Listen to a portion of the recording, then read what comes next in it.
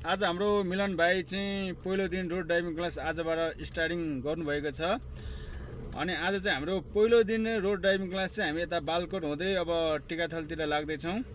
Hello मिलन भाइ। Hello दादा। अनि आज पहिलो दिन रोडमा गाडी चलाउँदा कस्तो फिलिङ भइरहेको छ हजुरलाई? एकदम राम्रो। एकदम राम्रो?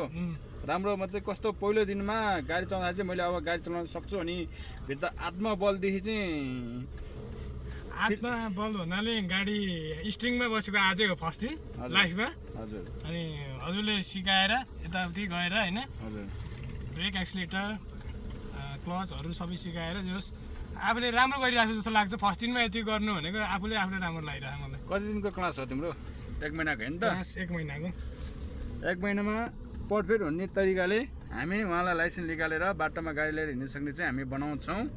अब अरू बाँकी चाहिँ उहाँले सिक्दै जानुहुन्छ। आज पहिलो दिन यसरी रोडमा गाडी चलाएर हिँड्नु भएको छ। आज पहिलो दिन उहाँले गाडी चलाएको फर्स्टचोटि सिटमा बस्नु भएको छ। उहाँ चाहिँ हाम्रो उहाँको घर चाहिँ रामेछाप खारदेवी हो। एकदम राम्रो पनि जोइन गर्न सक्नुहुन्छ दादाकोमा होइन, बिस्तारै सम्पर्क गर्न सक्नुहुन्छ।